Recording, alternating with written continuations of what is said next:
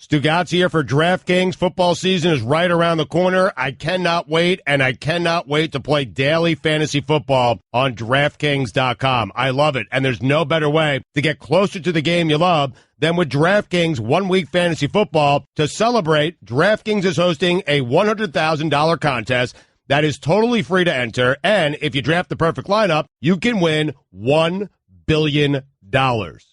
Billion with a B. With DraftKings, there are many ways to play. Choose between public contests with big cash prizes or private contests where you can compete against a group of your friends. DraftKings also has beginner and casual contests where you'll play against people of similar skill level. The best part is you get to draft a new team each week without any commitment. So go to DraftKings.com right now. Use promo code HUDDLE to play in DraftKings free Week 1 contest with $100,000 in total prizes. And if you draft the perfect lineup, you can win $1 billion. That's promo code HUDDLE to play for your shot to win $1 billion Week 1. The contest is totally free to enter. Why wouldn't you try? DraftKings, the game inside the game. Eligibility restrictions apply. See DraftKings.com for details. Buying tickets to sports and concerts can be way too complicated, but there is a better, simpler way to buy. SeatGeek is the smartest, easiest way to get tickets to live events. And right now, get a $20 rebate on your first purchase. Just download the SeatGeek app and enter promo code Batard today. This is the Dan Le Batard Show with the Stugotz podcast. Jay Ajayi, the running back for the Dolphins, will be joining us in the noon Eastern hour. Mina Kimes, 11:30 Eastern. She just did a cover story, I think, ESPN the magazine, about Aaron Rodgers. Aaron Rodgers went over to her house, our beloved Mina Kimes, her apartment. She was mortified when she learned that he was going to come over to her apartment. She started moving the doggy toys and running out and buying snacks because Aaron Rodgers just went by her place. And so Aaron Rodgers is in an interesting place in his career, sort of midlife crisis as a quarterback, where he's the next 6 or 7 years, he wants to be seen a little bit differently.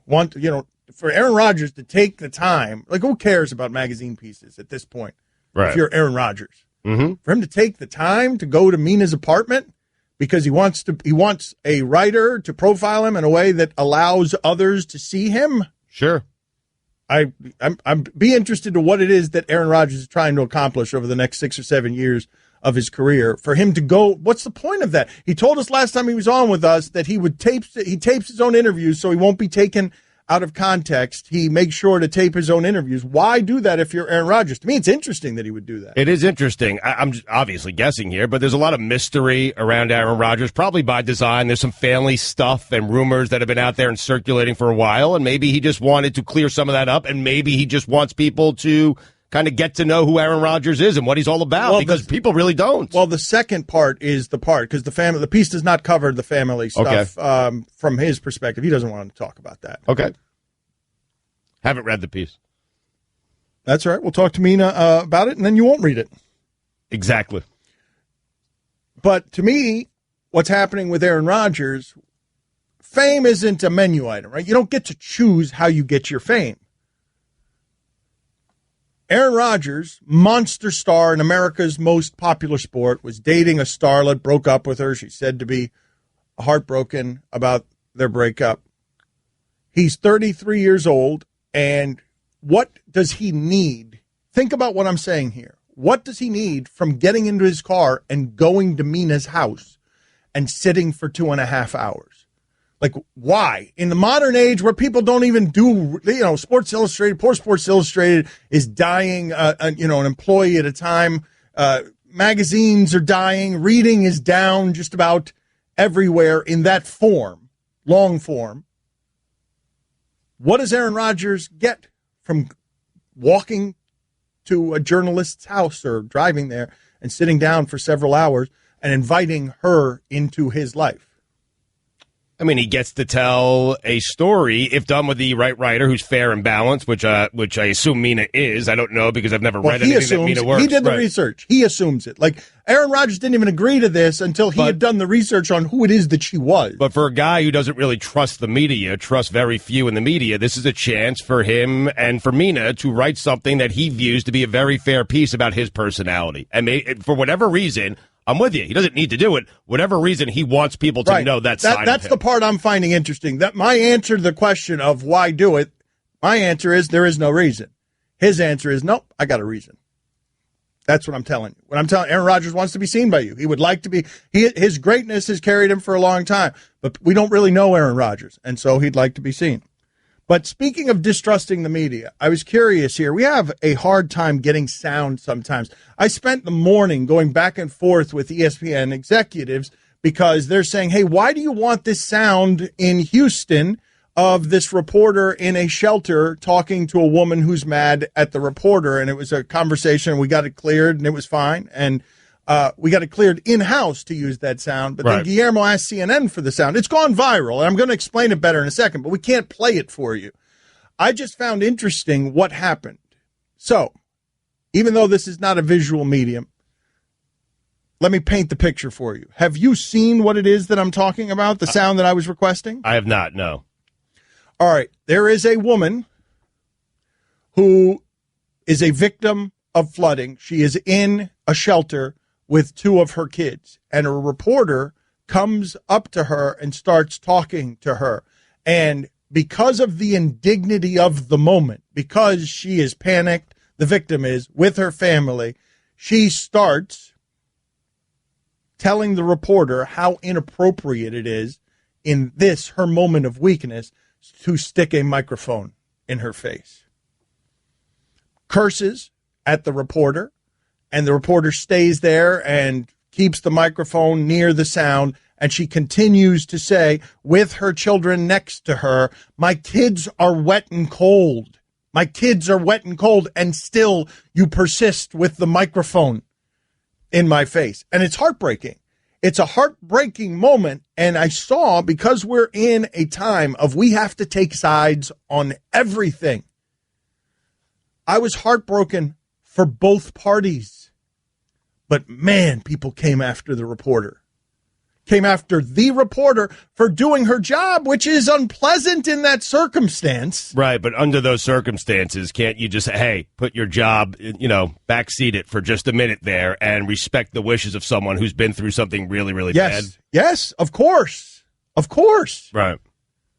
But also, her job is to go and talk to people at their heartbroken moment so that she could put it on television, so that J.J. Watt can raise $4 million because it finds connection points in the audience with people who can feel. I understand. It should be people who are willing to talk. I mean, no, but she wasn't. Hold on, you haven't seen it. I haven't seen it. Before talking about it anymore, okay. Please just you watch it, because it's not her bombarding. They seem to the way they're standing there. It feels like, while I was watching it, that she had agreed to an interview. That's what it's not like she's chasing her wet, cold children through a shelter. When the interview started, what I was watching is a woman I thought had agreed to be interviewed about what her condition was. But then she started talking about, this is the worst time in my life, and you're interviewing me. And of course that's invasive.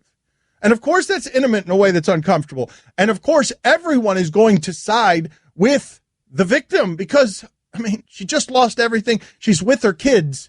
That touches all the notes on why it is people are donating this way. Like, she's with her kids. She's scared. She's angry. She's lost everything. We could all see ourselves there. We could all see ourselves there. One day you're sitting in your house. The next day, water's just taking everything away. Correct. So I'm watching the video here. I'll watch and listen to it during the break. But it starts off in the studio, and they threw it out to her in Houston, the reporter with the lady and her kids. So she's standing by. So clearly the lady knew that she was going to be interviewed and knew that what she was getting herself into. So what we have here in this situation is I immediately felt also, not just for the reporter, but what I want to ask you guys about is this choosing side stuff. Because what happens is the angry mob forms, and right now the angry mob is really hostile to the media at the highest levels of power in our country. The president got elected, at least in part, because of the hostility toward the media. So we've arrived here where we're watching this video, and because we're heartbroken on behalf of this woman, everybody attacked the reporter. And I ask you, isn't that the reporter's job? Now, maybe it's not okay for the job to be an excuse for how it is you make your money. But she wasn't rude about it. To me, the woman who was the victim lost her dignity. And her response to that was to take away this woman who was trying to do her job's dignity. And she did it successfully because I'm watching that and I just winced because I feel heartbroken for the victim. And then I'm like, oh, we're taking down the reporter too on this one because then the angry mob forms. We need people to be angry about, right? I'm still waiting for the comedian to make the flood joke. We'll get angry at that one. Like I'm waiting for it. It's going to come here at some point. Somebody's going to make the joke and then we're all going to rush to attack that person because, the things that happen in these circumstances is a natural disaster. It's a misery caused by randomness. So you see that happen in Houston and you feel it at your core and it's a disaster and there's no explanation for it. And you want to blame somebody. So you want to put that blame somewhere. Where is it? Where do I put the blame for that? Where do I put the blame for it? And I'll be angry at this reporter. That's one place. Give me the people who are going to be angry about this. But we found the place, you're saying? Like there needs to be anger, and yesterday we found the place, and that place is this reporter? I'm saying it's one place right. Where it's going to end up. It'll end up with the comedian. We got to blame somebody, right? And there's no, these random acts that are horrific that happen. But do we have to blame someone for a hurricane and flooding? Are you sure? Are you certain we need to blame someone for that? It seems ridiculous. I'm saying we're angry. I'm saying you're angry and you feel helpless. And what do you do when you're angry and you feel helpless? This happens all the time in sports, doesn't it? Where your team loses, and you're angry and helpless. So you blame the ref, you blame the coach, you blame the guy who fumbled. No, we're not always doing that one. Oh no, I always am. Usually for me it's the Jets owner. I lash out at him, Woody Johnson. Do I owe another $5? Did my phone just ping? I don't know. I didn't hear it. It's tough for me doing the segment having not seen this video at all and hearing any of the audio. I'm just trying to get through it so we can move on to the next one. All right. Yeah, we were hurt by our lack of planning on that one. I probably should have told you I was going to talk about that. But Guillermo told me right before the segment started that CNN wouldn't let us use the sound. I don't know why. I guess we do know why, right? Yes. Because the reporter's in a no-win situation there, right? CNN looks horrific in that situation. So is that the move? Just don't share it with anybody? Don't let anyone play it so everyone's just playing it on the internet? Yeah, I mean, are you going to share stuff that makes you look bad? Who does that? No, but I'm saying it's spreading with or without their consent. Right. But to everyone's laptop except the guy I'm co-hosting a show with who hasn't seen it, and I've tried to talk to him about it for the last 7 minutes. Yep. Don Le Batard. Aaron Rodgers, can you give me an example of if we were scientifically testing your accuracy, something that you could do that's ridiculous, that people don't understand the accuracy of it? Stugotz. Did you see the 2 Hail Marys last year? Wow, well played, man. This is the Don Le Batard Show with the Stugotz on ESPN Radio. Mina Kimes going to join us at 11:30. Jay Ajayi just canceled, so he will not be on at noon. We will reconvene with him at a later date. If you're just joining us, we have some sound that we are going to play of an uncomfortable interview, Tom Brady, WEEI, just all the landmines that you have when you got Tom Brady, who doesn't ever want to say anything publicly, and the questions are about Floyd Mayweather and his support of Floyd Mayweather. So I have not heard this sound, but I look forward to hearing it because Mike was both wincing and laughing in the other room while listening to it because of how uncomfortable it was. I imagine Brady was moving around very well in the pocket. I could just picture him being so cautious, so cautious being asked Floyd Mayweather questions. But we'll get to that in a second. But we were just talking. Or certainly a couple pump fakes, too. All right. We'll get to that sound in a second.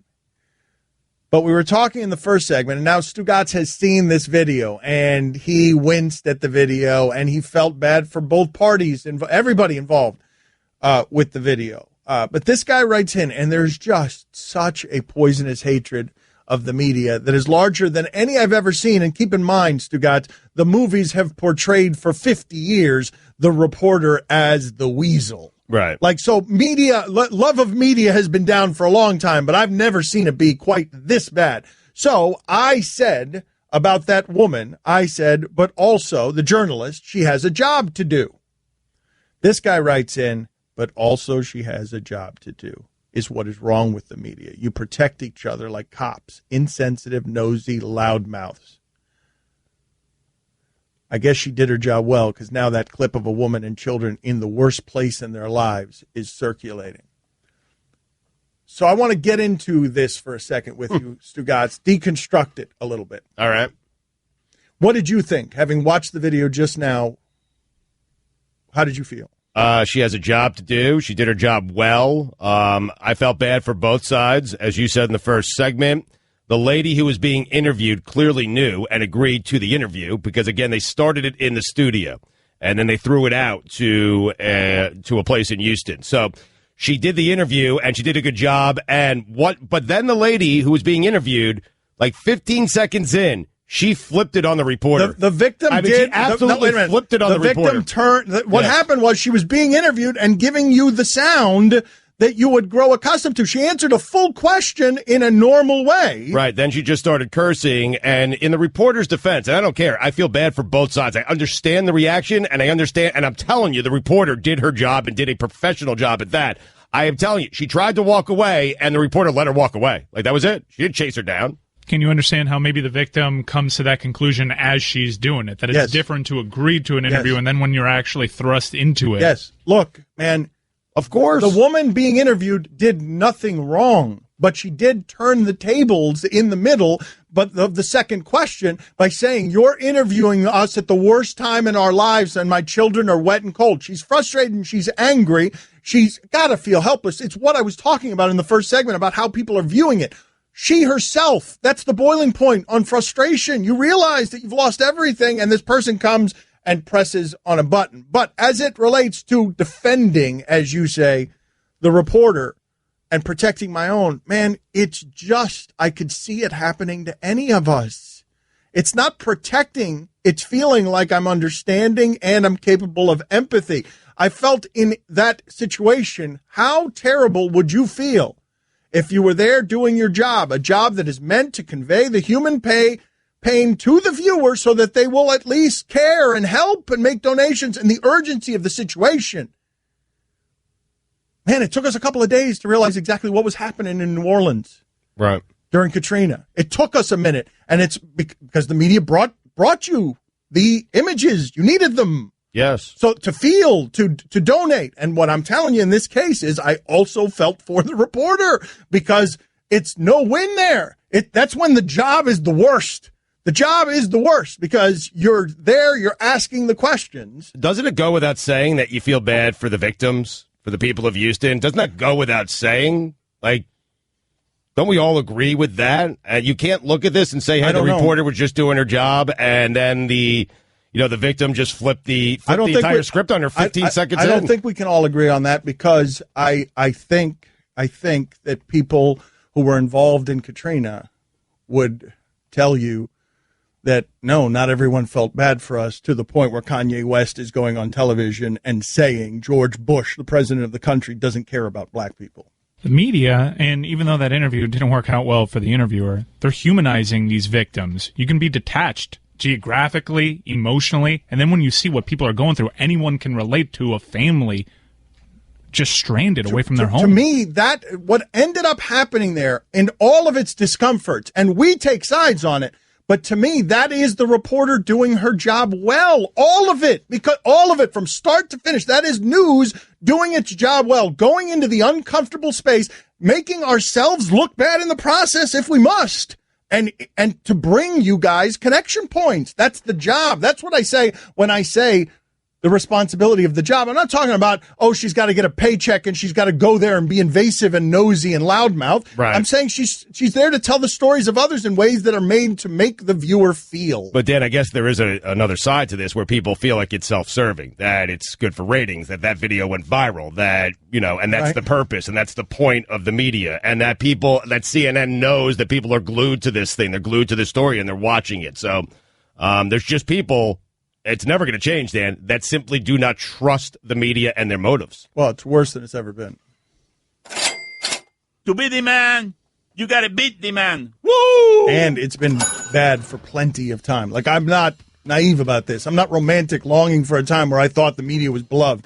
It's been bad for a long time. It's never been this bad. I've never seen anything like this. Dan Le Batard. Stugotz. When you have the hammer, you gotta use it. This is the Dan Le Batard Show with the Stugotz on ESPN Radio. ESPN Radio is presented by Progressive Insurance. Guests on the Dan Le Batard Show appear via the Shell Pennzoil Performance Line. Get instant gold status at Shell. Join the Fuel Rewards program now at fuelrewards.com/gold. Here's your SportsCenter update. Rockets owner Leslie Alexander will now donate $10 million to the Hurricane Harvey Relief Fund started by Houston Mayor Sylvester Turner, an increase from the $4 million he pledged Monday, according to multiple reports. Houston Texans defensive lineman J.J. Watt's pledge drive for the people of Houston has reached over $5 million. Seriously, that's a tremendous job. It really is. That's been unbelievable to see. It really has. His original goal was $200,000. I know. He's up to 5, and now he's increased his pledge goal to $6 million, which I'm sure he'll get to today probably. It's killing you, isn't it? A little bit. Like it puts you in the weird position of because you don't like J.J. Watt. He's doing something. I was peppering Stugotz with text last night. You're going to take the L on this one, Stugotz. He's going to bury you because it puts Stugotz in the position where he has to root against J.J. Watt raising money for people who have lost everything. No, I know. I'm saying once you're put in that position, that's an L. You are going to You are going to take the L. Yes, it's a no-win situation for you. I'm just waiting for Mike to give us whatever signal he's going to give us when we can start talking freely again. When you can start. Yes. It's not a me problem. The J.J. Watt experience. Do not lump us in with you. Do not put me in your group. I just said great job. How could you criticize what J.J. Watt is doing? Right. We're not criticizing it. All right. Great work by J.J. Watt. We'll see you in a couple of weeks.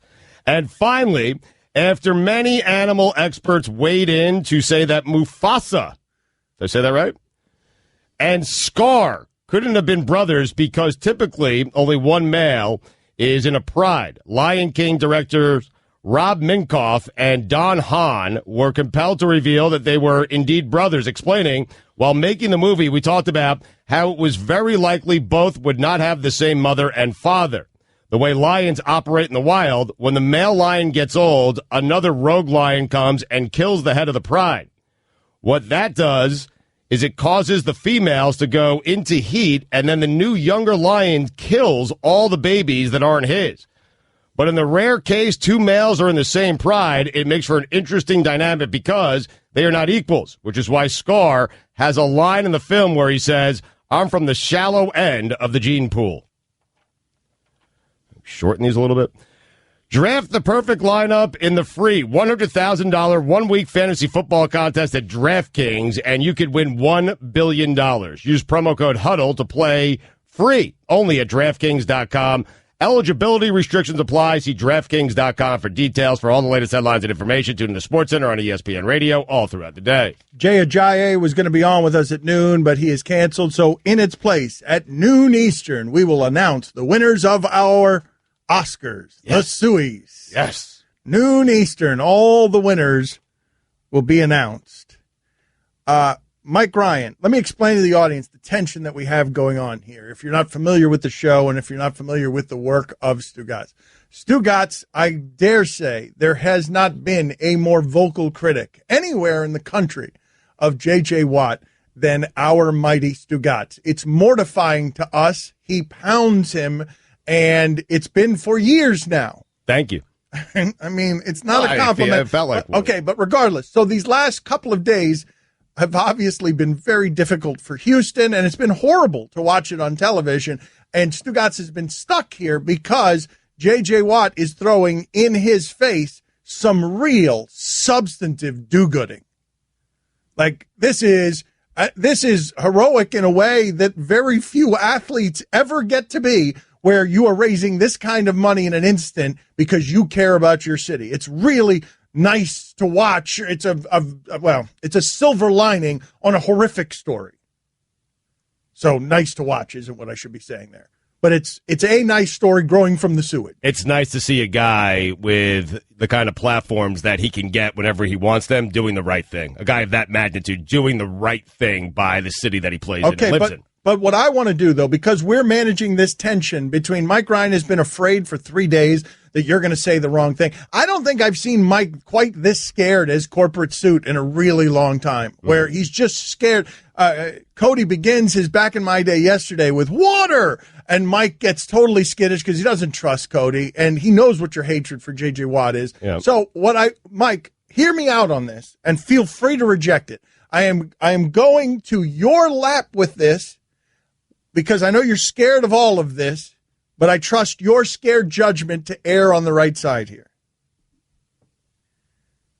What happened, Mike? Why are you shaking your head now? I have a feeling you're going to go with an idea that was spitballed yesterday, and I spitballed where? In a group text. Are you going to just go ahead? Was I on that group text? I don't know. You never know with you because you're either on your iPad. All right, well, what's the idea? Let me hear the idea. No. I'm not going to go to it because then I'm just going to say I know what's going to happen. I'm going to be wrong, and then I'm just going to make Stugotz seem like more of a jerk. So okay, what was your idea on the? No, don't do this. Don't do this. Okay, well, wait a minute. What did I do here, man? All right, look. What do you think about raising? We should try to raise money for Houston, right? Okay, so it is the same idea. All right, continue. Through J.J. Watt. Oh, yeah. Oh, no. I'm fine with it. Oh, go ahead. You didn't know that this was a bad idea when you texted it? I thought it was a good idea when I texted it. Now I want to know. Don't go with the JJ Gott idea. Do not. What is the idea? I wasn't on that text string. What is the idea? I'm talking about. Stu wanted to start his own campaign to outraise. Not to outraise. It's not. This is not a competition. I just wanted to do the right thing. I thought it'd be a funny campaign if I started doing a bunch of videos as JJ Gott. Stop thinking funny. Stop thinking funny. JJ Gott. Already too far. No, okay. I didn't see any of this. This it's is to raise money, man. This is not what I'm talking about. I didn't see any of this, and if I'd known that this one was coming on the air, I would have vetoed it beforehand. I didn't know. Stop it. My idea is not this idea. My idea. You could have just said your idea instead of fishing for everybody else's idea. This is what I was trying to avoid. And this is your fault. And you were on this group text. It was just me, you, and Mike. You started it. I didn't. Not with that, but with something else. I didn't see what you guys were talking about. Anyway, my idea was in keeping with the spirit of Stugotz. Stugotz has been making J.J. Watt jokes for 2-3 years about how he's always 8-8. Are we allowed to set up a website where we just ask our listeners to donate 88 cents? Or $8.88 or $88.88. Is there a way to navigate where we are also doing good, but not being disingenuous about how Stugotz really feels about J.J. Watt, while also getting behind J.J. Watt's cause in a way that would actually, our listeners come strong, man, when we ask them to. I like this idea. It could be as high as you want, right? Before you I'm start not asking you. Hold on a second. I can't ask you. But I'm J.J. Gott. I'm asking Mike because Mike's scared judgment is what I trust on this, on what I'm saying. To me, what I'm saying feels lighthearted and honest enough that we'd actually be able to stay within the show's creativities and do something nice. Here's what I'll say. If you'd like to help the victims of Hurricane Harvey, please go to redcross.org. And right there, go to redcross.org. I'm sure there's an option to put in $8.88. If you'd like to help. I don't see how, when you're raising money for victims of a flood and a hurricane, I don't see how there is a bad idea. Honestly, as long as you're raising money. I'll tell you, I think your idea is your idea is horrific, and this is why my idea is no good. All right. And it's ultimately what your general objection to all things J.J. Watt is. We could be doing something really nice, and we're sort of making a natural disaster about ourselves. Like, it could be both of those things. I don't know if the ends justify the means. They don't. So if you'd like to help it depends on how much money's raised, though, if you'd like to help the victims. It depends on how much money's raised. You can't answer that question unless you know. This is a weird rationalization. All of this, I wish we could travel back in time and walk all of this back. Yeah. If you'd like to help the victims, redcross.org. Why? What? Who was in your ear while I was talking? Who was in? They're very. Come on, man. What? Come on. Well, we're just spitballing ideas to try to help raise money. That's all. I mean, that's all. Yeah. That's all. It just seems like that's what Dan articulated there is on the money. I don't want to make this about us. All right. I just don't know how much money we could actually raise if we were doing it. Awkward transition. Time for some ads. People could have gone $888.88, right? There was no limit to how high you go. You just wanted all eights, right? 8 million. Yeah, 8 million. I didn't even see your guys' idea, though. I swear, I don't even know what you guys are talking about. I'm hearing about that for the first time right now. You need to get your whole iPhone, iPad set up, streamlined. You started it by sending us a link to a story. Don Le Batard. Chris Cody is the man with the most refined taste in the shipping container. Your thoughts on this fight? Stugotz. I've always liked Connor. Oh, my God. Flame out. Oh, man. I went to you. I tried to tee you up, Cody. This is the Don Le Batard Show with the Stugotz on ESPN Radio. It is hard for me to explain to you what my daily experience is around here. But I'm just going to give you a glimpse. And I think, Mike, that we need to figure out in whatever our future holds for us at ESPN, whatever the next projects look like, if there are more projects, I feel like we need to figure out a way to air the show that's happening during commercials that's better than the show that we're doing that's being paid by Disney. Now, there were a number of different things that were going on. You know, Guillermo was shaking some papers at me, because the Brewers and the Rockies run differential over the last 3 months isn't as good as the Marlins, and so he was just menacingly shaking some papers at me. And while this is happening, Stugotz is over here, and he's got this idea for Conor McGregor. Just really briefly, just give them, just please keep it to 15 seconds instead of the 4 minutes that I got of what your idea is for Conor McGregor. Well, Billy sent me a story last night where Michael Phelps has challenged Conor McGregor to a swimming race, and so we think that Conor McGregor should spend the remainder of his career, his life, just doing odd challenges on pay-per-view. Swim against Michael Phelps, run the 100-yard dash against Usain Bolt. I'd buy all of them. So he's always losing. He's always losing, but you're always like, a little better than I thought he would be. Look, he lost by half a mile to Usain Bolt in a race that wasn't half a mile, but did better than I thought he would. Like, just everything that you're watching. So there's that going on. And in the middle of it, Mike Ryan's trying to insert his opinion on how spectacularly J-Lo and A-Rod are going to fall apart. Like, go ahead. Just tell Oh, I'm so rooting for this. I know, but I'm saying this is all, it's a bombardment of things happening around here. That is a show that's better than the show we're doing. Can you imagine Conor in the dunk contest? Did better than I thought he would. A floor routine against Simone Biles. He's entering the Kentucky Derby. Yeah, we left that one out. Go on, Mike. Everybody else has like amateur horses, but he has the best horse. And he'd be doing the way that he trained for everything would be the same way in a boxing ring, moving his arms around like an octopus. Put it on the poll. If you give Conor McGregor the best horse in a couple months to train, will he win the Kentucky Derby? Do you want to see him against other jockeys? Well, I'd like to know, would people pay $99.99 to watch? It would take 10 seconds. Will you back off to for a watch second? McGregor versus I want to get to Mike Ryan. Mike Ryan was just saying during the break, I'm here for it. I'm here for it. J-Lo was on A-Rod's. People don't fall in love like this, man. J-Lo is on A-Rod's lap. And Mike's just spinning. A-Rod's such a square. He's so square, man. And then Mike's like, flame out. I'm here for it. Flame out. Like, what, you think it's going to be a big public mess? And then I'm hoping for the comeback. Either way.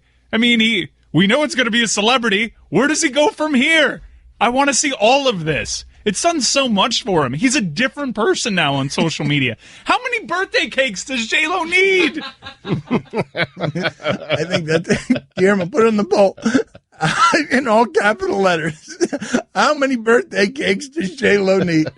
Because I think it's more than one. I think J-Lo needs. But is it more than 7? Yeah, well, I mean, yeah, she's a diva, right? Put that on the poll as well. Is J-Lo still a diva?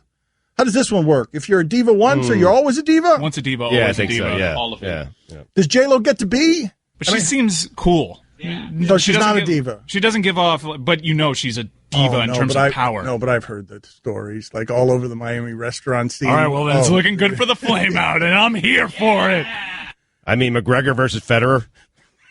Okay, keep your eyes closed. Okay. I want to show you my first ever painting. All right. Okay. Open your eyes. Oh, that's a lot of colors and shapes. So be honest. What do you think? Well, I like how if you switch to Geico, you could save hundreds of dollars on car insurance. Oh, yeah, that's true. Yeah. Here, why don't I hold your paintbrush while you call them? Geico, because saving 15% or more on car insurance is always a great answer. Stugotz here for DraftKings. Football season is right around the corner. I cannot wait, and I cannot wait to play daily fantasy football on DraftKings.com. I love it, and there's no better way to get closer to the game you love than with DraftKings 1 week fantasy football. To celebrate, DraftKings is hosting a $100,000 contest that is totally free to enter, and if you draft the perfect lineup, you can win $1 billion. Billion with a B. With DraftKings, there are many ways to play. Choose between public contests with big cash prizes or private contests where you can compete against a group of your friends. DraftKings also has beginner and casual contests where you'll play against people of similar skill level. The best part is you get to draft a new team each week without any commitment. So go to DraftKings.com right now. Use promo code HUDDLE to play in DraftKings free Week 1 contest with $100,000 in total prizes. And if you draft the perfect lineup, you can win $1 billion. That's promo code HUDDLE to play for your shot to win $1 billion Week 1. The contest is totally free to enter. Why wouldn't you try? DraftKings, the game inside the game. Eligibility restrictions apply. See DraftKings.com for details.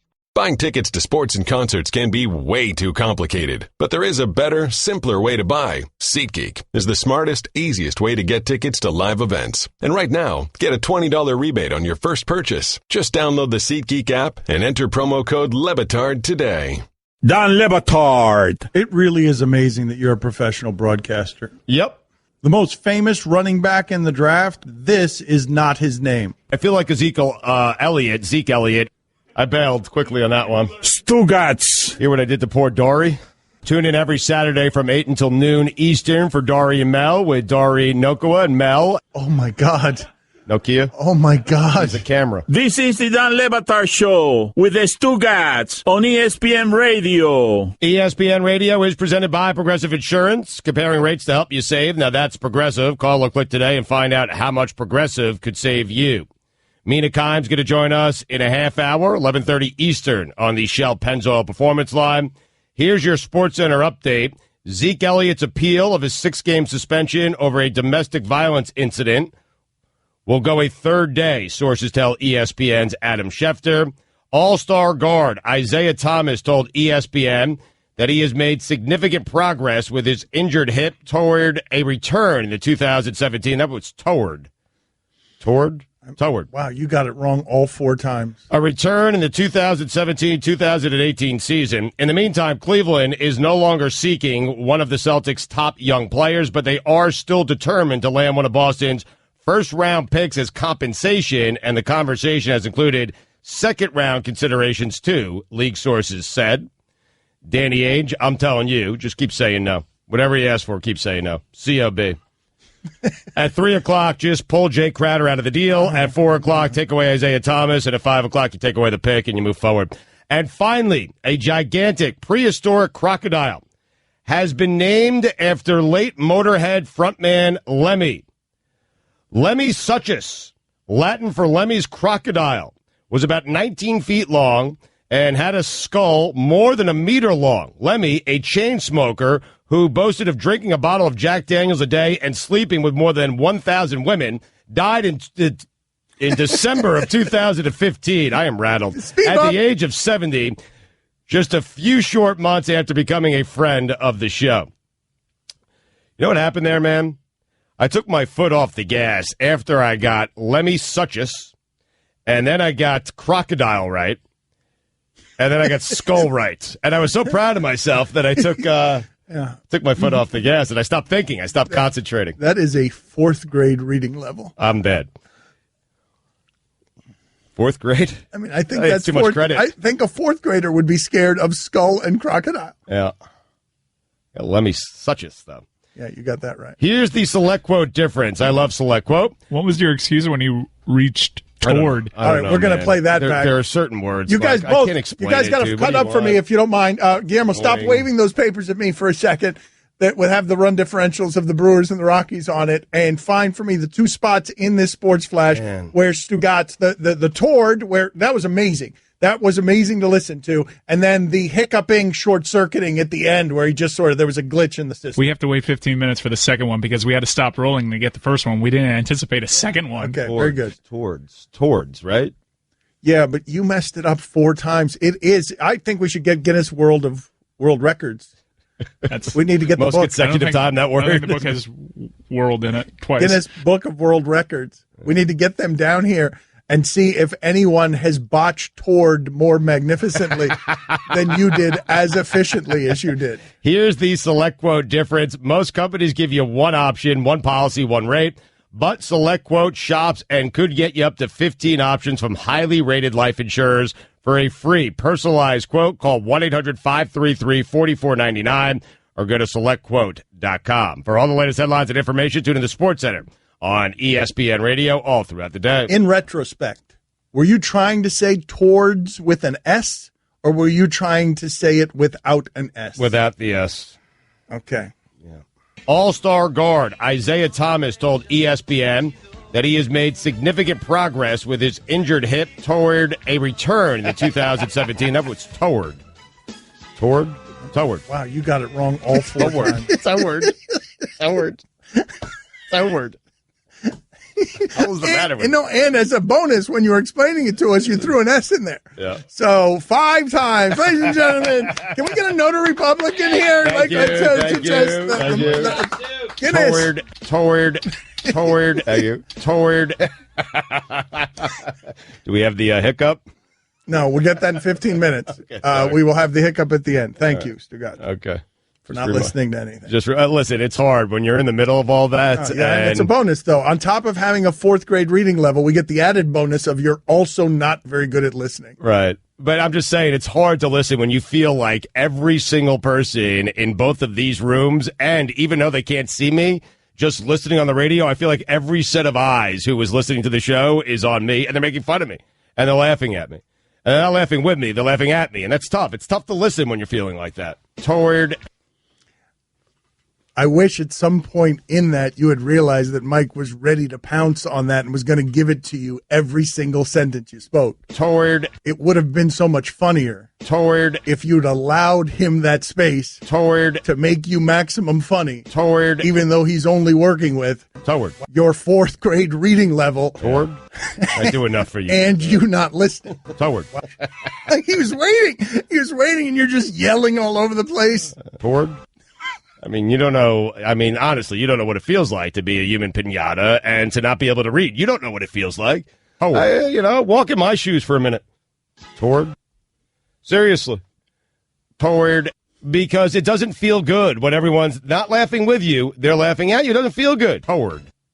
So there's certain words I struggle with. I'm not smart, but my strength is I show up here, and that's what I do every day, man. Howard, I'm on time, and I let you make fun of me. Guillermo, never mind. You didn't listen to anything I was saying about the timing. I don't care anymore. Howard. You had to vent your feelings. Yeah, man. It's toward. Will you get the joke and stop getting hurt by this? It's therapeutic. I don't care about your jokes anymore. I am the joke. I need to vent to someone. I'm trying to talk to you as my friend and express to you how I'm feeling. Guillermo, put it on the poll, please. Are we laughing at Stugotz or with him? Put it on the poll. Dude. What do you mean that's not fair, Roy? What's not fair about it? We already know the answer. We're laughing at Stugotz. Exactly. 100%. Thank you. Why can't both be an option? No, it can't be an option. Sometimes it can be both. You know what, Roy? I appreciate that because he cut straight to it. The truth. And you guys are laughing at me. I know you're all laughing at me, and it hurts. Howard. Jeez. Howard. I come every day with a great attitude. Toward. Now you're getting it.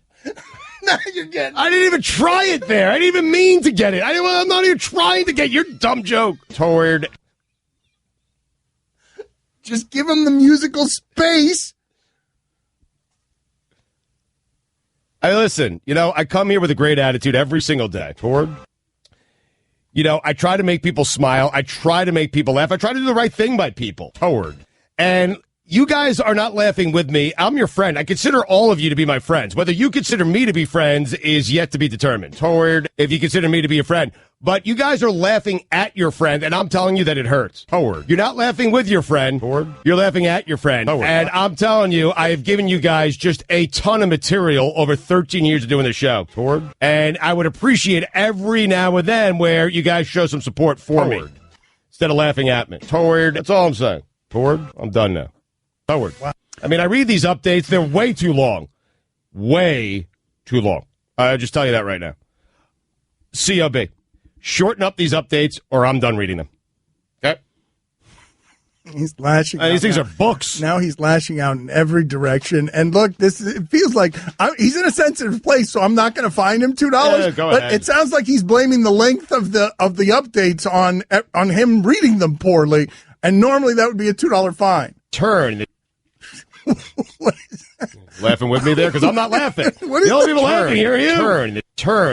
There's your $2. Did you get the short circuiting at the end of the segment, or do we still have to wait for that 15 minutes? Because this has felt Way like to listen, 15 Dan. minutes. 15 minutes. Jeez. God. Terrible listener. You know what's amazing about this entire segment is it's funny, but he's mad. Know that there is some fury underneath the laughter. We can't stop laughing with him long enough to slow him down. With me. But there is some fury there. Yeah, I'm mad. I could tell. These updates. So close of business today. Stugotz wants the updates shortened. We'll start pulling things away starting at 3 o'clock. One piece at a time. What are you going to pull away? No idea. What are you going to pull? How's that going? That's right. You pull away all these radio hits I'm doing every week where I have to go and call the small radio station somewhere. Pull it. Well, no, I got to do that for ESPN. That's a corporation thing. That's not a show thing, even though the people up there are also laughing at me and not with me, okay? At 3 o'clock, I pull away the Sports Whisperer. We're done with that. At 4 o'clock. Whoa, you are starting the bidding high. Good God. At 4 o'clock, what are you pulling back? Well, 5 o'clock's got to be the grand finale. That would be Weekend Observations, I think. At 4 o'clock, I pull away Pump the Brakes. We're done with it. Actually, that's sponsored. I'm not pulling that away. Please, God, no. I get paid for that one. We're not taking that one away. Please don't take that one away. No. That's totally organic and feels like we're just doing it within the show. It just dawned on me. I don't have 3 things to pull away. No value. I had coffee with my colleague half an hour ago. There really are. There are only 2. The Wendy's Wooden Watch is done. 4 o'clock. I'll tell you that right now. It's done. Your leverage. You really overestimated your leverage there. The next generation Home Depot, 4:30 done. You are Nerlens Noel, my friend. You really misread the entire landscape there. Close the business. I'm going to take away 3 things, even though I only have 2 to take away. It was 30 for 30s. Voicing note. Don Le Batard. Let's go. I'm tired of this. All the right. 3 of them bashing Pat Riley. I mean, LeBron James hadn't won a single thing until Pat Riley was running the organization that he played for. Stugotz. And then Pat Riley was running the organization that he played for. And what happened? 4 straight final appearances, 2 NBA championships, should have been a 3rd NBA championship, but LeBron was terrified to post up J.J. Barea in that first season. Hey! Hey, what did he do to Wade? Do you not know how a jack-in-the-box works? This is the Don Le Batard Show with the Stugotz on ESPN Radio. That was amazing to watch last segment because Stugotz, it would appear after 13 years doing this, still doesn't understand how to talk in a musically comedic way, even though that's what the Weekend Observations are. Like, Really? Yes, the Jack in the Box, or that thing right there where Mike Ryan is asking you to dance with him. Mm-hmm. And you just dance all over his feet. I think we should change the poll to, are we laughing at Stugotz, are we laughing with him, or are we laughing toward him? Guy writes in here, interested in your thoughts about the Browns' move today. Think they are trying to follow the Patriots' blueprint of finding value. Yeah, I mean, that... We're not following their blueprint. We fired Belichick, man. They agreed to take Brock Osweiler. Okay. I mean, imagine a world in which Bill Belichick would take Brock Osweiler at that price. Look, I'm not saying the Browns aren't going to succeed. History tells us they're not. But if they succeed, they're clearly making their own blueprint here. Yeah. Is Brock making more than Brady this year? That's a good question. I think he actually is. Is that true? He might be. He's got making $16 million this year, right? Yes, and it might be more than Brady because of signing bonuses and all that stuff. It probably counts more against the cap. Unless this is one of the years that they decided to give Brady a ton, and then next year they'll walk it back. The success of the Patriots is something. Yes, Mike. Tom Brady is making his base salary this year is $1 million. He's got a $13 million signing bonus, but he's got a cap hit of $14 million. So the cap hit is similar. Next year, it goes up to $14 million in base salary. I don't even know how is this legal? What is the base? Last year, his base salary was under $800,000. What is going on? Well, in keeping with their ability to find value, Stugotz, and the Patriots' blueprint of not overpaying anyone. Right. The Stafford situation is the situation that most teams aren't strong enough in management and in conviction to let the popular local player who's got roots go. Sure. The Patriots are really cold about that with their guys. Will Fork, they'll let him go. Richard Seymour, they'll let him go. And I'm not sure that other teams have, and even that sport that's disposable and they'll cut anyone, the guy who's got popular roots on helping you win. Right. Most teams feel pressured to keep that guy, even if he's not a value anymore. And the Patriots don't. Yeah, but they have two constants, and I think that helps them allow to cut guys. They have Brady and Belichick. I know, but and that allows them to get rid of guys, and so much focus from the fans on those two guys. Here's the thing, though.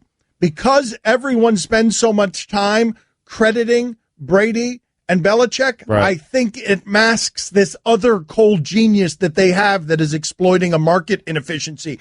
Other teams do not have the grapefruit to let go of the guy who has helped them win, who's popular in town. And the Detroit Lions just paid the guy who hasn't helped them win, who is popular in town. I understand exactly what you're saying. I'm just saying it's easier to have the grapefruits to do that when you have Belichick and Brady, because that's where all the focus and attention. I know, as long as we have these two, we're fine. But if you apply what we were talking about yesterday with the Moneyball stuff, where I'm trying to figure out as I watch the best team of my lifetime in the most popular sport in America, how do they do it? And I don't have a good answer. Two places they have exploited market inefficiencies that I would like to understand. How did you do that? One, with Tom Brady. Could Belichick at this point in his life, given that he did it with a sixth-round pick, could he have done it with anybody? Could he have done it with Stafford? Could he have done it with Romo? Could he have done it with Garoppolo? I'd like to know the roots of, did Belichick make that?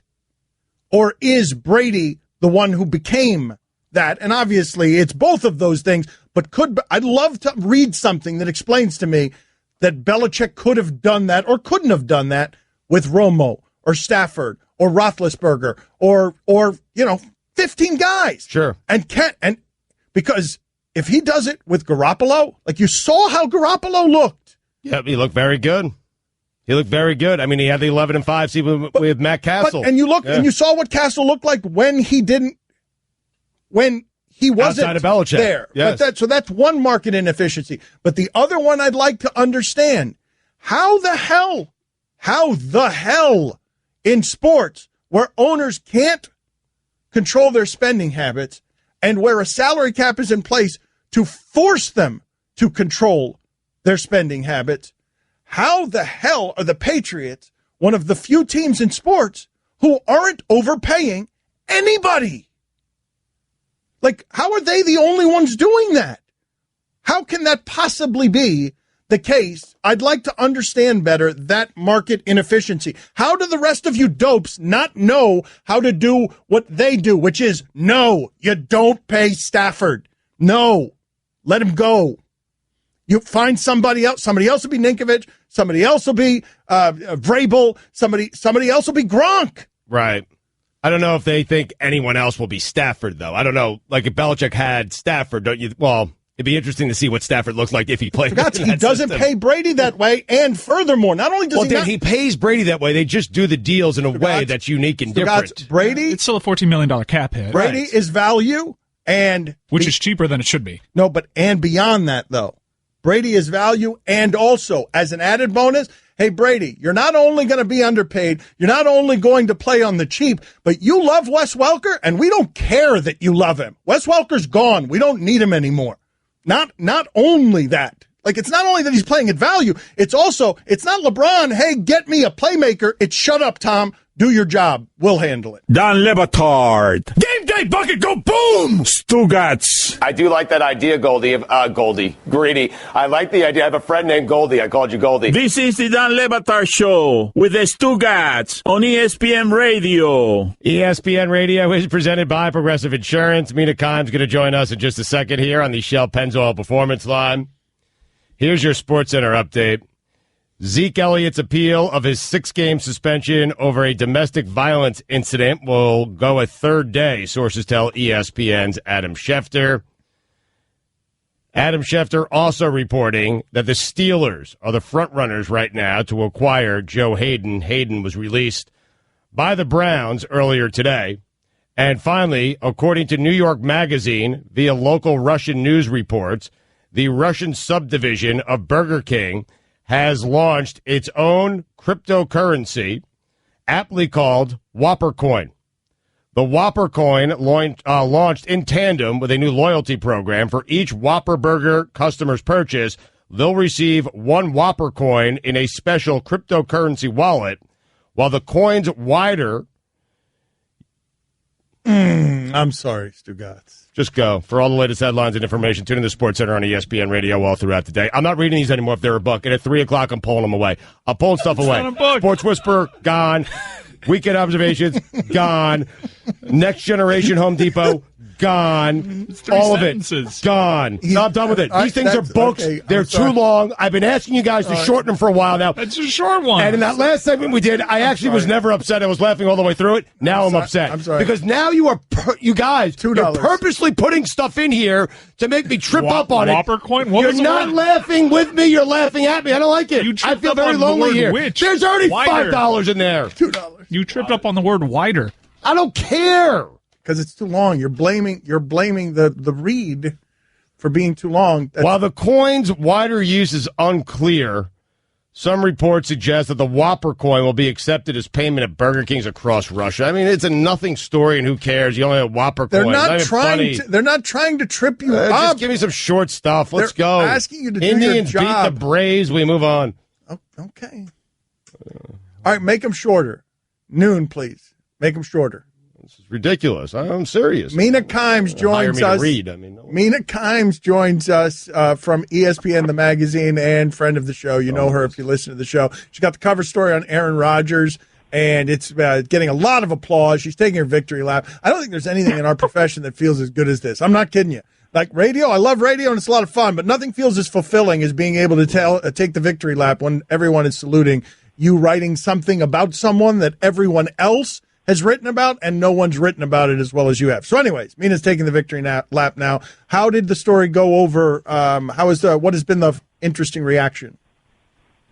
It's been interesting to see. So, part of the reason I think Aaron, and he talked to you guys about this, he doesn't do a lot of interviews. He's very concerned about his quotes getting turned into hot takes and, things that we can debate about. And There are a few things in there that I was pretty confident would go that route, but it's been interesting to see what gets picked up on and used and, aggregated. And obviously the Kaepernick comments are probably number one right now, but it's fun to watch it go through the news cycle, I guess. So one of the Kaepernick comments was, he says, quote, "I think he should be on a roster right now. I think because of his protests, he's not." What are some of the other ones that have circulated, things that he said that people have been surprised by? Well, I asked him about the actual protests or the actual issue Kaepernick was protesting, and he was pretty interested in talking about that and specifically addressed it, I think, acknowledging his lack of experience as a white guy, and talked a little about how, his teammates have helped him better understand it. He pointed to Randall Cobb, who I interviewed. So that's one. I think he's very open about the fact that he's no longer really belongs to organized religion, which is a lot more unusual in football than maybe when I was writing it, I thought, or just something that he didn't, maybe living in a city, you don't think about it as much, but it's actually a pretty big deal. So explain to us what it is that he said about religion for people who haven't seen the piece. Yeah. Sorry. So he grew up in a pretty traditional, non-denominational Christian church and was very, if you go back and look at interviews with Aaron from, his first 27 years, he's very religious, very open about his Christianity. And then over the last 6 or 7 years has kind of been turning away from that. And, we talked a lot about why he sort of no longer identified with traditional Christianity, I suppose. And then I asked him if he identified with any religion. He said not really anymore, although he, believes in a higher power. Do you know if that's at the roots of the problems with his family, or how much of that were you able to get into, and did you feel a little uncomfortable getting into it? That's something that occurred to me, that because I talked about his religion and then I talked about the fact that he grew up with it and his family is clearly very religious, it occurred to me that I was writing it and putting the piece together that was a possible interpretation. He did not say that. He still does not want to talk about that issue, which, I respected, but I asked him why he doesn't, and he is so private about so many things that I think there are just, as much as maybe he opens up about, his religion or his beliefs about even politics or race, there are just certain aspects of his personal life I don't think he'll ever feel comfortable talking about. Mina, why do you think it was important for Aaron to do this? I think it was pretty evident, without sounding cynical, and I don't think it's cynical, I think it's pretty normal.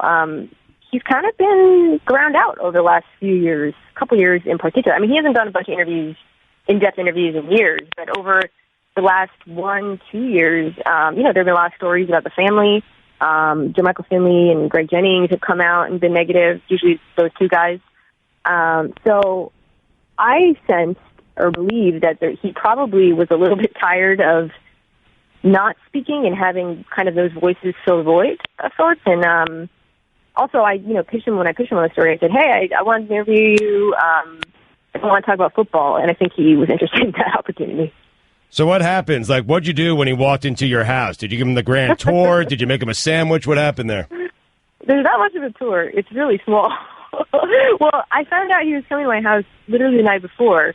So I spent the entire morning cleaning it, like vacuuming it, all my dog hair and stuff. And then I went out for snacks. I mean, no one tells you how to prepare for the most famous quarterback this side of New England coming over to your house. So I didn't know what the snacks to get him. I did a little research. I mean, I was just very stressful for a few hours trying to figure out how to prepare the environment, how to Aaron Rodgers proof my environment. Mina Kimes with us, ESPN Radio. You should check her out on ESPN, the magazine's cover story, Aaron Rodgers. He doesn't allow a lot of people close, and for his reasons, he researched her, he chose her, and he decided to allow her a little bit close. Did you like him?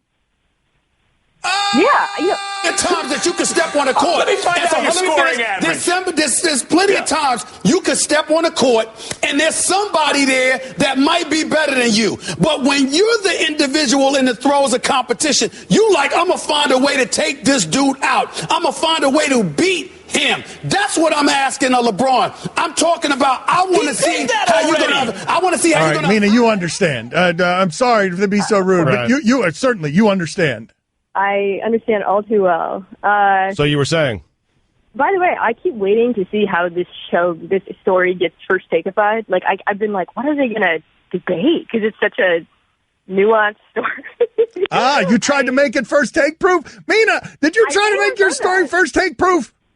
I may have accomplished that. I don't know. We'll see. I mean, I guess the Kaepernick comment will probably be the fodder for that. But you asked me if I liked him. That was the last question, right? I'm sorry. Stephen A. It wipes the memory a little bit.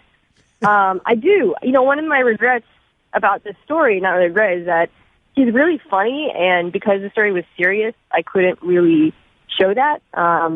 You know, one of the things that happened was he came to my neighborhood, we got coffee, and he parked his Range Rover like on a street near mine, and I was like, oh, okay, that's fine. He's very sure.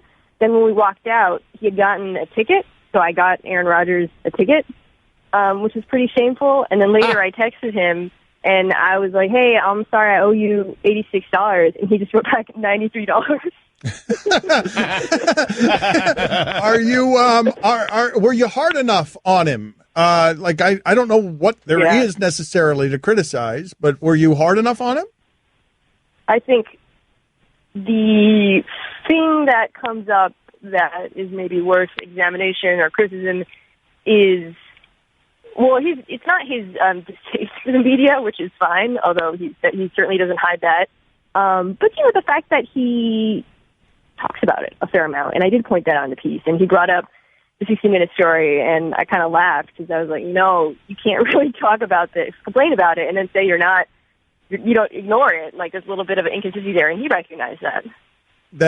He strikes me as sensitive. Mike, do you think he's sensitive? Do you feel like Aaron Rodgers? And the 60 minutes piece is what I remember. It was a largely flattering piece in which it felt like his takeaway was that people are surprised that he's shorter than he is. I do think he's a little sensitive. Does he not think he's sensitive? I think he knows that what he said several times was he has a really good memory, which I think is a way of saying he's very attuned to everything and is not able to slough it out, or historically has not been able to slough it off the way. You know, I've written about athletes who I know won't read the piece. Like I came on the show a few years ago and did a story about Darrelle Revis, and I know for a fact he did not read my story about him. Rodgers reads the pieces about him, and, you know, it creates a different kind of reaction. He's a different kind of guy. Anything odd about him that we should know? Bad breath? Anything? I mean, you were very close to him. Just bad breath? Yeah. Bad breath? Anything. Just anything odd you'd like to serve up. The guy spent a couple of hours in your home. Just anything? There's so much stuff that didn't make it in. So many of he really loves Marshawn Lynch. I wish I could have written about that. He just really likes him. He actually said he was one of the 3 most talented football players he'd ever played with. So that was really interesting. I like Stugotz's question, though. Was he smacking his lips? Did he do anything to bother you while he was in your home? Like quirky traits or bad breath. And I got to tell you, though, this is lovely. This part, not you. You're saying on bad breath. I'm not talking about you. It's lovely, the idea of Mina sort of self-conscious. You talk for 2.5 hours to Aaron Rodgers. You might have to use your restroom. And now where are you on the cleanliness of the restroom? Oh, my gosh. So I went out and bought hand soap right before he came, cleaned my bathroom, and he used it once, guys. And the whole time, I was kind of hoping he would use it because I'm like, I didn't want to buy this soap for nothing. Right. Then that weekend, I went to the ESPYs, and when he was on stage, he won some award. I was thinking, that guy just pissed in my bathroom. You sure it was just the one? Yeah, you don't know it's the number one. How he was quick. He was quick. Okay. It's just mortifying though. Like honestly. So has your last question? Has your bathroom ever been that clean in your entire life? No. Okay. My whole house has never been that clean. Okay, very good. So clean. All right. Thank you, Mina. Thank you. Make me a bicycle, clown. Go check out that story, okay? Because it's a good story, and she's a good writer. Don Le Batard. I'm going to eat my wings with blue cheese, and a lot of it, and I'm going to come in here with blue cheese on my face and a couple of napkins. And too bad. Stop complaining about it. Stugotz. No one told you can't eat wings. You decided that on your own. That's a you choice, not a me choice. It was a me choice, an us choice. We'd be eating wings every day. We'd both have blue. We'd be slathered in blue cheese, both you and I.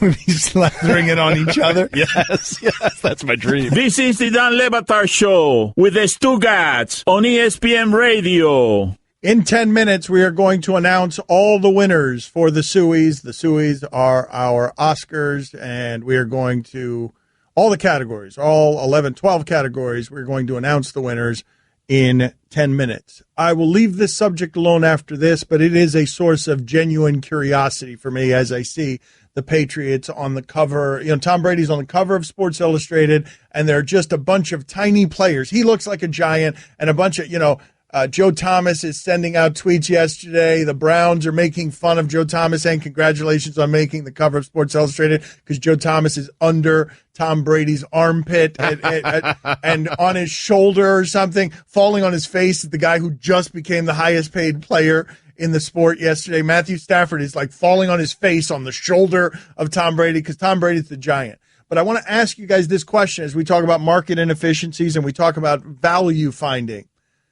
The Patriots, when is the last time that they had a guy? Because in baseball, no salary cap, no limit on what you pay for people. The Boston Red Sox have had Carl Crawford and David Price and Pablo Sandoval and all these guys that become bums because they're making so much money that the fan base gets mad at them when they don't produce. Sure. When's the last time you can think of that being the case for a Patriot? Now, it doesn't happen as much in football because the money's not guaranteed. And usually if you're giving a ton of money to somebody, they're going to be really good. It can happen at the top of a draft, or used to happen at the top of a draft with a Ryan Leaf. Did it happen with Hainsworth? Happened with Chad Ochocinco. No, wait a minute. No, Ochocinco went to the Patriots, but they weren't paying him anything. They were paying him very little. Hainsworth was an overpaid bust in Washington. Hainsworth, when he went to the Patriots, they weren't paying him very much. The Patriots were taking flyers on those guys. When's the last time? This is what I want to ask you because I think it's a crazy thing. And I think it is the market inefficiency that the Patriots are exploiting. When's the last time you said to yourself, the Patriots are not getting their dollar's worth on that guy? I will say it was Danny Amendola. He was slated to make $6 million this year. Yeah. That is a good one. And he was good one. Yeah, and they redid his contract, and now he's making 1 point something million. But what I'm saying is I think that merits exploring because very rarely can you do that with a team where they're being so careful and smart with their dollars that they're only using their salary cap money, only using it on value. Like can you say that? Give me the other examples. Give me the other teams that you could say that about, where they just never have a guy that you think that they're wasting money on. What are you laughing about? Someone says we get it. New England's good. Daddy, where do babies come from? Honey? Mommy went to the store. Oh, well, you see, there's a mommy and a daddy, right? Right. And see, when they call Geico, they could save a bunch of money on car insurance. Oh, really? And that makes them happy? Yes, that makes them very happy. That's good. Yeah.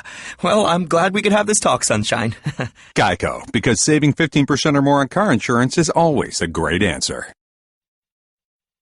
Stugotz here for DraftKings. Football season is right around the corner. I cannot wait, and I cannot wait to play daily fantasy football on DraftKings.com. I love it, and there's no better way to get closer to the game you love than with DraftKings 1 week fantasy football. To celebrate, DraftKings is hosting a $100,000 contest that is totally free to enter, and if you draft the perfect lineup, you can win $1 billion.